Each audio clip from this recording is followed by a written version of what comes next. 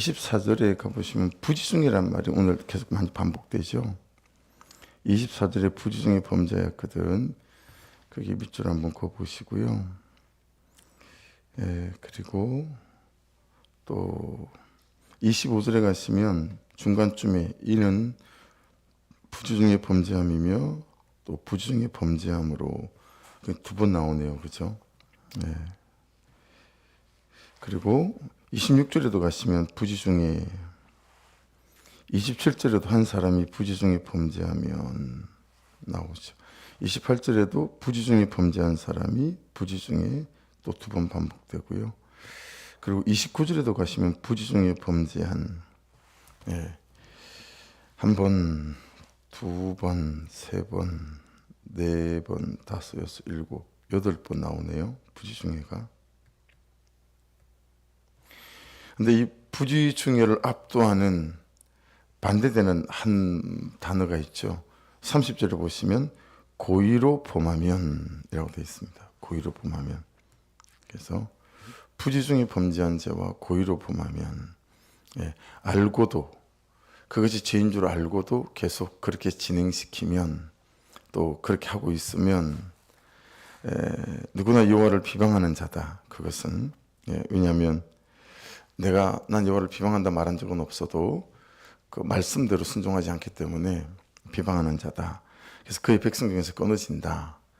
31절에 보시면 그런 사람은 여호와의 말씀을 멸시하는 거고 그의 명령을 파기한 것이기 때문에 그의 죄악이 결국은 부메랑으로 자기에게로 돌아와서 온전히 끊어지게 된다 라고 말씀하고 있습니다. 그게 이제 제일 마지막에 오늘 말씀을 좀 풀어가는 말씀이 되어질 것 같아요. 다시 그럼 제일 처음으로 가보죠. 17절 18절 올라가 볼게요. 17절 말씀 18절 말씀 보시면 이스라엘 자손에게 말하여 이르라 너희는 내가 인도하는 땅에 들어가거든. 자, 그래서 저는 18절 위에다가 소제목을 그렇게 달았어요. 내가 인도하는 땅에 들어갔을 때 이제 해야 할 거. 내가 인도하는 땅에 들어갔을 때 해야 할 것인데 여러분 출애굽한 이스라엘 백성들에게는 내가 인도하는 땅에 들어가거든. 이 땅이 가나안 땅이겠지요. 그죠? 그러면 오늘을 사는 그리스도인들에게는 너희는 내가 인도하는 땅은 어딜까요? 너희는 내가 인도하는 땅에 들어가거든 이라고 말했을 때 지금 내가 서 있는 땅이죠. 지금 내가 서 있는 땅이 우리에게는 가나안 땅이다 라고 말할 수 있습니다. 왜냐하면 그리스도인들에게는 예수 그리스도를 믿는 믿음에 따라 그 땅이 달라지기 때문이겠죠. 그러니 여러분 그리스도인은 땅을 바꾸려는 시도를 좀 내려놔야 합니다. 땅을 옮기려는 시도를 좀 내려놔야 되고요. 그리스도인들이 해야 되는 시도는 그럼 어떤 거겠어요? 나를 바꾸려고 하는 시도죠. 내가 변화되는 시도고 내가 주의 은혜 가운데 사는 시도인 거죠. 엄밀히 말하면 그리스도인들에게는 땅이 같습니다. 그 땅이 그 땅이죠. 그죠? 여러분 예수 믿기 전에 내가 살던 땅과 예수 믿고 난 뒤에 내가 사는 땅이 뭐 다릅니까? 똑같은 가정이고 똑같은 가족이고 똑같은 아내고 남편이고 다 그러지 않습니까? 다만 사람이 다른 사람이 되어갈 뿐이다 라고 하는 거겠죠. 그리스도의 통치를 받는 사람과 그리스도의 통치를 받지 않는 사람, 말씀의 통치를 받는 사람과 말씀의 통치를 받는 사람, 그죠? 여러분 맹모 삼천 이 모르는 사람 없죠. 맹모 삼천. 그러니까 이 맹자는 아버지가 어릴 때부터 없었어요. 그러니까 홀로 된 어머니, 맹자의 어머니가 아들을 키운 거란 말이에요. 옛날 시대이니까 여러분 남편이 없고 또 아버지가 없다라고 하는 것은 뭐 무시를 당하고 사는 게 일상이죠. 요즘 시대가 아니니까. 그래서 맹자의 어머니의 간절함은 어떤 거였냐면 자식을 잘 가르치는 거였어요. 공부시키는 거였죠. 그 외에는 달리 방법이 없는 거였죠. 형편이 안 되니까요. 공동묘지 근처에 살았어요. 그리고 싹바느질을 하면서 이제 아이들을 기르고 또 가르쳤다라고 하는 거죠. 그렇게 열심히 싹바느질해서 아이를 먹이고 가르치는데 어느 날 보니까 맹자가 장례식하고 놀더라는 거죠. 막 죽는 신용하고요. 그다음에 아이고 아이고 하고, 그리고 막 땅을 파서 사람을 묻는 막 그런 거 흉내면서 애가 놀더라는 거죠. 안 되겠다 싶어서 두 번째 이사 간 데가 어디죠? 시장 근처로 이사를 갔어요. 또 그나마 키가 좀 쌌거든요. 시장 근처에서 갔더니 어느 날 보니까 얘가 자판도 올라가 가지고 골라 한 거네. 뭐 3,000원 이러고 있는 거죠. 안 되겠다 싶어서 서당 옆으로 이사를 세 번째 갔다는 거 아니겠어요? 거기에서 이제 이 맹자가 서당에 걸리는 소리를 듣고 아이가 책을 보기 시작했더라라고 하는 거죠. 여러분, 하나같이 땅을 바꾸는 시도를 말하죠. 세상의 학문은 그래요. 세상의 지식은 그럽니다. 그래서 명모 삼천지교라고 얘기해서 환경과 땅을 바꿔야 된다. 이게 우리에게 인식이 되어져서 우리가 자꾸 땅을 바꾸려고 하고 사람을 바꾸려고 해요.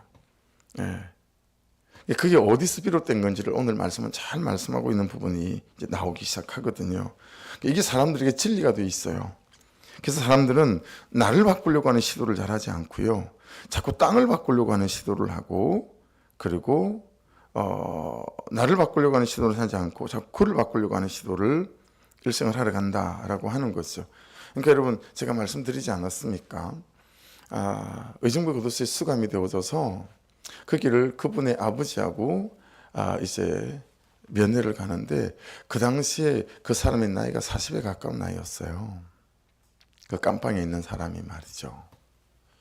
근데 이 아버지는 일생, 왜냐하면 큰 아들이 너무 잘생기고 키도 크고 그런데 공수부대 갔다가 낙하하다가 탱크 위에 이렇게 착지를 하면서 미끄러져 가지고요, 이 요추하고 이걸 척추를 다쳤어요.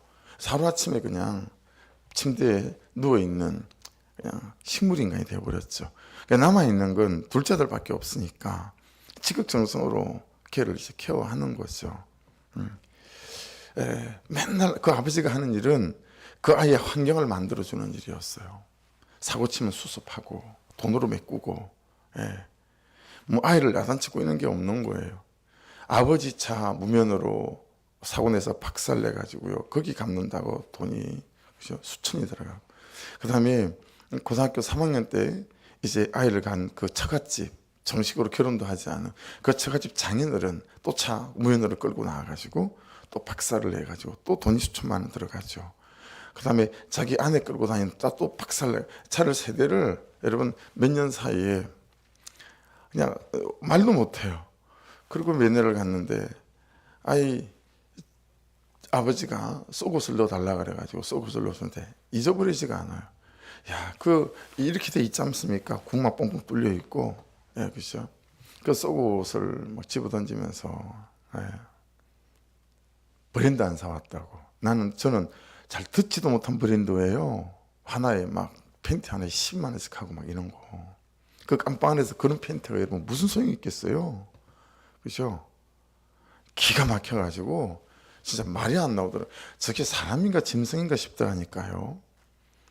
여러분, 그러니까 나를 바꾸려는 시도를 해야 돼요. 저도 여러분도 모두가. 근데 나를 바꾸려는 시도를 잘 하지 못해요. 이유가 다 있어요. 여러분, 우리는 이미 가나안이라는 믿음으로 살아야 하는, 말씀으로 살아야 하는 그 땅에 들어왔습니다. 이미 그 땅에 살고 있습니다. 그죠? 자, 근데 그 땅에 들어가면 19절 보세요. 그 땅에 양식을 먹을 때에 여호와께 거제를 드리되, 이 거제는 테루마라고 합니다. 20절 보실래요? 너희의 처음 익은 곡식 가루떡을 거제로 타작마당에 거제같이 들어드리라. 거제는 이제 내용이 있고 제사의 내용이 있고 방식이 있는데, 거제는 이렇게 드리는 거예요. 들어서 여호와께 드린다라는 거예요. 그래서 거제는 드리는 방식이 이래요. 이게 이제 하나님께 드리는 방식이죠. 요새는 이렇게 이제 들어서 드리는 거예요. 그래서 다 들어 드리는 거고 올라간다라는 의미들을 이렇게 갖고 있어요. 그래서 방식으로는 그렇게 들어서 올려서 드리는 거다 하지만, 이 거제의 목적이나 내용이 있지 않겠어요? 그죠? 거제의 목적이나 내용은 이런 것입니다. 뭐 성전 건축을 위해서 드리는 제물들도 거제라는 의미를 쓰고요. 또 제사장들에게 주도록 정해져 있는 11조의 11조가 있어요. 11조 중에서도 11조. 이게 또 그제의 몽록 안에 들어가요. 또 그 땅에 처음 익은 곡식으로 만든 떡으로 만든 그런 이제 제물을 가리킬 때도 거제라는 의미를 쓰게 되었습니다. 그러니까 여러분 거제, 이 테르마의 영적인 의미가 그렇게 되면 어떻게 되는 거냐면 거제를 드리는 내 편에서는 여러분과 만일에 제가 거제를 하나님께 드린다 그러면 나를 드리는 것이다 라는 의미예요. 나를 드리는 것이다. 가나안 땅에 들어왔으니 젖과 꿀이 흐르는 땅이 이제 되온 거잖아요. 이제 더 없다. 이제 끝이다. 이렇게 하나님 없이 살아가는 것이 아니라 자신을 끊임없이 내어드리는 삶을 살아야 된다라는 의미가 거제 안에 이제 들어 있습니다. 제사장에게 주도록 정해놓은 11조의 11조라는 의미는 제사장들의 귀에서가 아니에요. 예배의 중요함의 그 귀함을 가르치는 거예요.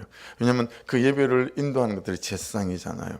요즘과 달리 요즘은 목자도 예배를 다 인도하고 다 하잖아요. 근데 그 당시에는 제사장이 없으면 예배를 못 드리죠. 그렇죠? 그래서 그 예배의 중요함을 얘기하는 거예요. 거제를 받으시는 하나님 편에서는 그러면 어떤 걸까요? 여러분 이 거제를 받으시고 요제를 받으시는 하나님 편에서는 여러분 이 요제와 거제가 예수 그리스도의 부활을 상징한다라고 성경학자들은 이야기합니다. 그래서 이 요새와 그제가 자꾸 올려드리는 거잖아요. 올라간다라는 의미, 그런 의미들 안에서 영적으로 그렇게 연결을 성경학자들은 시킵니다.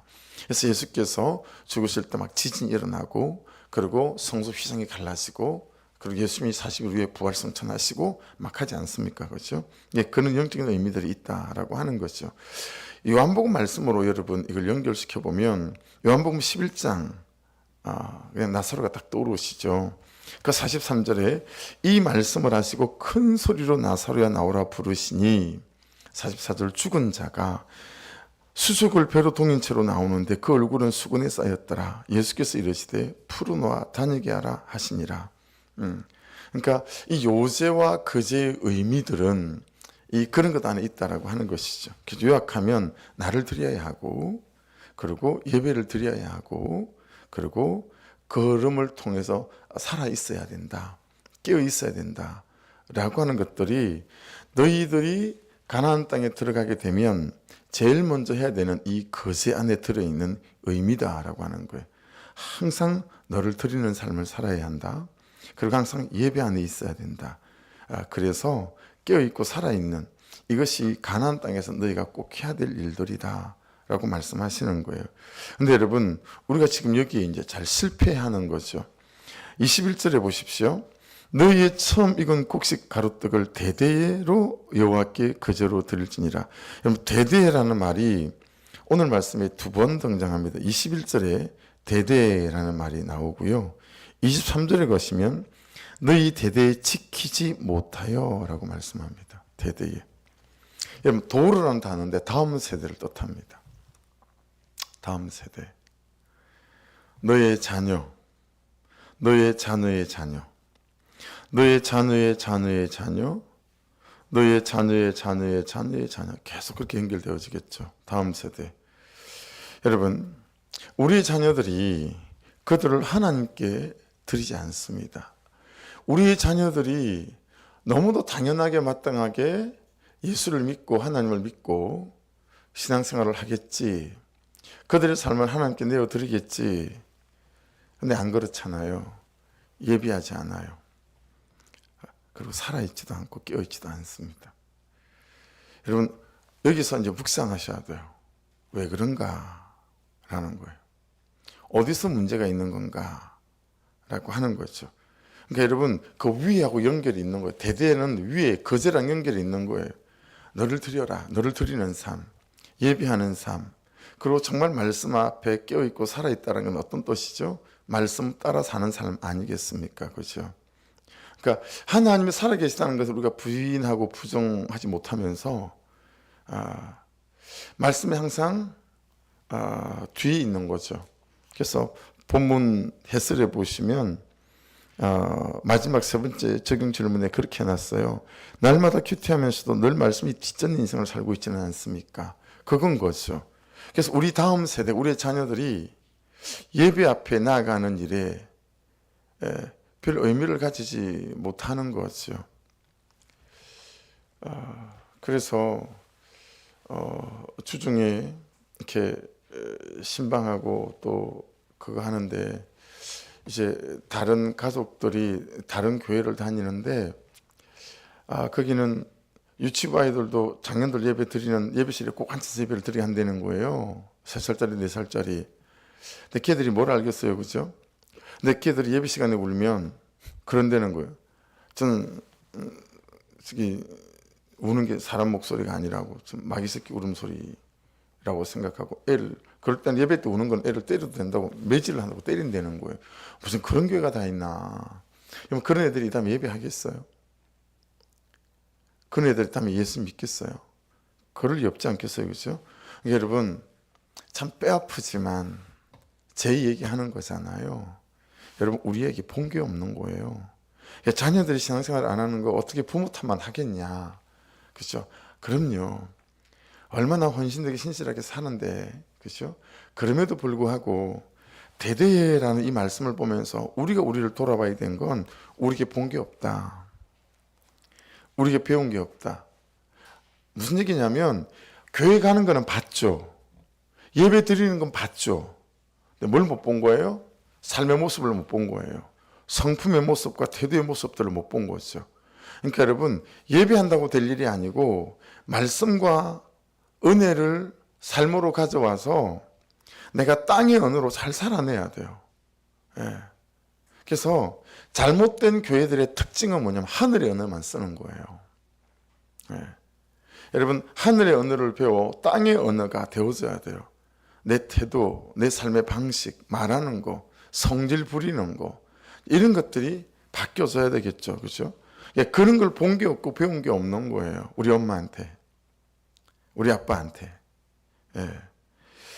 우리가 말씀으로 살아낸 게 없다라고 하는 말이죠. 참 뼈아픈 자기 고백인 거예요. 잘 살아지지 않으면 죄 고백이라도 하고 살아야 되고 용서라도 구하고 살아야 되는데, 여러분, 맨날 땅을 바꾸려고 하는 시도밖에 하지 않는 우리를 보고 하나님의 존재를 의심하거나 하나님의 말씀을 의심하거나 하나님의 역사를 의심하는 세대가 되어진 거다라고 말할 수 있겠죠. 그래서 여러분, 부모의 제일 사명은 먹이는 거 아닙니다. 입히는 것도 아니고 가르치는 것도 아니에요. 신앙 전수입니다. 신앙을 전수하는 거. 그게 실패하면 인생이 실패한 거예요. 참 뼈아픈 말이잖아요. 이 시대에 우리 예수를 믿는 부모 세대에게. 그래서 우리가 큐티를 합니다. 말씀을 따라가고 정말 말씀대로 살아가려고 애를 쓰는 거죠. 자꾸 말씀을 성품으로 가져가야 돼요. 말씀을 내 태도로 가져가야 돼요. 말씀을 자꾸 땅에 언어화시켜야 합니다. 내 손짓, 발짓, 내 말하는 거, 성질 부리는 거, 감정 부리는 거, 이것이 말씀의 통치와, 그렇죠? 은혜의 통치를 받아야 되겠죠. 그래야 대대로, 그렇죠? 우리가 교회 다니는 모습 보고 우리 자녀들 절대 교회 다니지 않더라라고 하는 거죠.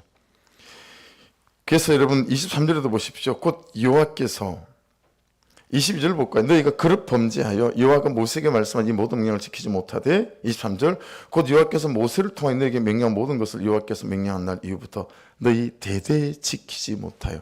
내가 못하니까 내 다음 세대도 못하는 거예요. 24절, 회중이 부지중에 범죄하였거든. 자, 부지중에가 처음 나왔어요. 온 회중은 수송아지 한 마리를 여호와께 향기로운 화제를 드리고 규례대로 소제와 전제를 드리고 순념소 한 마리를 속죄제로 드릴 것이니라. 자, 여러분, 여기 24절에 예배 순서를 잘 보셔야 합니다. 제일 먼저 뭐가 나오죠? 화제가 나와요. 그 다음 뭐가 나오죠? 소제가 나와요. 그 다음은 전제가 나오고 그 다음에 속죄제가 나옵니다. 여러분, 근데 화제 앞에 뭐가 붙었어요? 향기로운 화제 붙었어요. 그죠? 이 향기로운 니흐아호라는 단어인데 진정시키다, 달래다, 기쁘게 하다, 평온케 하다, 이런 뜻이에요. 향기로운 화제. 한번 여러분 잘 적용해 보십시오. 그러니까 이 화제는 먼저 하나님 그분 앞에, 그죠? 여러분, 우리가 어떻게 하나님 마음을 달랠 수 있죠? 여러분, 사람의 마음은 어떻게 달랠 수 있을까요? 내가 죄인입니다 하고 시작할 때, 하나님, 내 죄가 여기 있습니다. 그 죄를 지은 제가 여기 있습니다 라고 할 때, 여러분, 이게 이제 시작이 되어지는 거죠. 사람 관계도 그렇지 않나요? 그렇죠? 그래서 결국은 여러분, 이게 나중에 이 뒤에 이제 결론 부위에 나오는데, 결국 뭘로 연결되어지냐면, 자기를 보지 못하고 자기 죄를 보지 못하면 어떤 것도 실마리를 풀어낼 수가 없어요. 여러분, 향기로운 화제인데, 향기로운 니흐아오의 뜻이 뭐냐면 진정시키고 달래는 거라는 거예요. 기쁘게 하는 거라는 거예요. 여러분, 하나님 앞에서 사람 앞에서도 제일 먼저 향기로운 화제를 먼저 드려야 된대요. 내가 죄인입니다. 내가 잘못했어요. 내가 잘못한 것 같아요. 용서를 구하는 거. 이게 향기로운 화제라는 거예요. 여러분, 화제, 이거 외우기 쉽지 않았던가요? 올라라는 단어예요. 올라. 화제는 여러분, 연기가 막 올라가는 거잖아요. 하나님께. 번제는 태워서 드리는 거니까 연기가 올라간다라고 하기보다는, 그렇죠? 예. 그래서 여러분, 먹지 못하는 제사 음식 중에 먹지 못하는 게 뭐였죠? 제사에 손 못 대는 게 번제예요. 예. 다 태워서 하나님께 올려드리는 게 이 화제이거든요. 화제. 예. 그래서 하나님께서 협량하시는 제사인 거예요. 그러니까 여러분, 이게 잘 순수가 되게 중요하죠. 예. 하나님하고 먼저 풀어라. 그렇죠? 향기로운 화제. 하나님으로부터 시작해라. 기도로부터 시작해라. 라고 할 수 있겠죠. 하나님, 제가 죄인이에요. 이게 안 되면 사람 앞에 내가 죄인이에요. 이게 안 되죠. 그래서 여러분, 모든 문제가 있을 때마다 하나님 앞에 먼저 나오셔서 여러분, 하나님 앞에 서시고 머물 수 있기를 주의 이름으로 부탁드립니다. 네. 하나님으로부터 실마리를 풀어야 돼요. 하나님, 또 제가. 여러분, 그래야 사람 앞에 제가 죄인입니다 라고 할 수 있습니다. 그렇죠? 그 다음에 소재가 나와요. 소재 앞에는 뭐가 붙었어요? 규례대로라는 단어가 붙어 있어요. 규례대로, 미시파트라는 단어 많이 나오는 거예요. 법대로, 우리로 치면 말씀대로라는 거예요. 말씀대로. 그 다음에 소재는 민하라는 뜻입니다. 민하. 무슨 뜻이냐면 하나님께 선물이 되어라 라는 거예요. 한마디로. 근데 여러분, 제사 중에서 꼭 공식적으로 드리는 제사가 소재란 말이에요. 규칙적으로. 하루에 3번씩. 그렇죠? 아침에도 하나님, 이 하루도 제가 하나님의 선물이 되게 해주세요. 또 선물 같은 삶을 감사합니다. 그리고 정오에도, 그리고 저녁에도. 그렇죠? 그래서 여러분, 하나님께 선물이 되라. 순서가 그렇지 않아요? 화제를 드리고, 그렇죠? 하나님부터 시작하는 거예요. 그 다음에 여러분, 이 소재의 의미에는 사람이 사람에게 주는 선물이 되라는 의미도 딱 들어 있습니다. 예. 원어에 이게 딱 들어있는 의미예요. 사람이 사람에게 선물이 되라.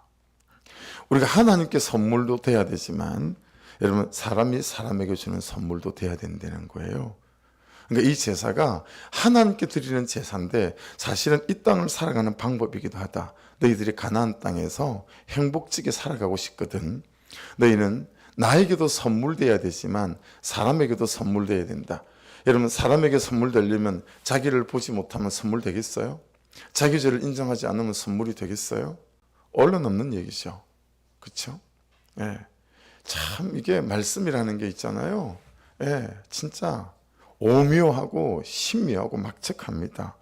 여러분, 그 다음에 전제가 나오죠. 네세크라는 단어인데요. 부어드리는 전제, 술을 부어드린다라는 의미예요. 부어드린다. 자, 그러면 여러분, 술은 어떻게 만드는지 아시죠? 곡식을 따요. 그렇죠? 곡식을 담궈요. 얼마나 담그죠? 숙성시켜야 되잖아요. 1년씩, 2년씩. 여러분, 샴페인이 포도주가 어떤 것일수록 비싸요? 오래 숙성시킨 것일수록 비싸요. 그래서 28년산 딱딱 정해져 있습니다. 프랑스 어디 28년산 먹어본 적도 없지만, 그렇죠? 여러분, 전제라고 하는 것은 그만치 내가 그렇게 전제처럼 담궈지고 드려져야 되는 제사인 거예요. 그리 보면 여러분 이게 순념소 한 마리로 속죄제를 이제 제일 마지막에 속죄제예요, 그렇죠? 여러분 전제만 보더라도 우리가 그 가나안 땅이라는 땅에서 살아갈 때 이 전제는 내가 담궈져야 되는 거죠. 은혜에 담겨지고 말씀에 담겨지고 성령 충만에 담궈지고 숙성되어져서 그 은혜에 담겨져서 내 말, 내 태도, 내 감정 하나 이게요 자꾸 나이 들어 먹어가니까 잔머리만 늘어가는 것 같고요. 큰일이에요. 예. 정말 말씀으로 머리가 늘어가야 되는데 이런저런 사람들에 대한 평가가 그냥 마치 내가 뭐 대단하게 하는 것처럼 딱 보고 그냥 3분 5분 만에 사람을 판단하고 말이에요. 말 한 자락에 안 그럴 수 있잖아요. 그의 태도가 다른 건 좋아도 말 한 자락은 아직 안 고쳐진 사람일 수도 있잖아요. 그렇죠? 여러분 여전히 제가 담겨지질 않아서 그래요. 여러분 정말 은혜에 깊이 담겨져서 말씀으로 성령으로 숙성될 수 있기를 주의 이름으로 축복합니다. 그러니까 이 시간이 중요하다는 얘기예요. 시간과 공간이 비례하진 않지만 여러분 너무 우리가 말씀에 담겨져 있고 은혜에 담겨져 있는 시간이 짧다라고 하는 것들을 깨달을 수 있습니다. 이제 소재도 보십시오. 하타라고 하는 건데 결국은 하나님께 대한 죄, 사람에 대한 죄를 이제 고백하고 내어드리는 거거든요. 그래서 부지중만 시간이 훌쩍 지났네요. 부지중은 이건 세가가라고 하는 단어인데 여러분 우리 개혁신앙, 개신교는 이 부지중해라고 하는 것을 이제 죄에 대해서 두 가지 개념을 가지고 있어요. 하나는 죄란 알든 모르든 이제 짓게 되는 거다라고 하는 거예요. 네. 또 하나의 개념은 알고서 짓는 죄가 있다라고 하는 것이죠. 예, 내가 알고 다 짓는 거예요. 근데 여러분 원인은 같아요. 원인은 같다. 부지중에 짓는 죄든 아까 말씀드린 대조되는 고의적으로 짓는 죄든 부주의나 무지로부터 시작을 하는 건데 그 얘기는 무슨 얘기냐면 배워야 되고 알아야 되고 깨어 있어야 되고 성령 충만해야 된다라고 하는 것이에요. 그렇죠? 내 이성을 지배하고 내 현실을 지배할 만큼의 성령 충만과 그리고 말씀의 충만함이 있어야 된다라고 하는 것이죠. 예. 왜냐하면 그래야 내가 보이기 때문에 그래요. 그래야 내 죄가 보이기 때문에 그렇죠. 그렇게 이 말씀이 연결되어져서 말씀하고 있습니다. 그래서 30절, 31절 우리가 읽었지만 부지중에 범죄한 것이라도 그런데 고의로 무엇을 범하면 끊어지게 된다. 다 알고 있으면서. 근데 우리가 여러분 대부분 부지중에 짓는 죄보다 고의로 짓는 죄가 훨씬 더 많지 않습니까? 왜 고의로 짓느냐라는 거예요. 전제가 안 되는 거죠. 담겨지지 않는 거예요. 그죠? 예. 날마다 살아있지 못하고 깨어있지 못한 거죠. 여러분이 지금 제가 오늘 살아야 될 이 하루라는 가나안 땅에서 오늘 말씀이 또 우리에게 길이 되고 방법이 되셔서 여러분 은혜에 잘 담겨 있고 또 말씀에 잘 담겨 있어서 자꾸 땅을 바꾸려고 하는 시도 말고요.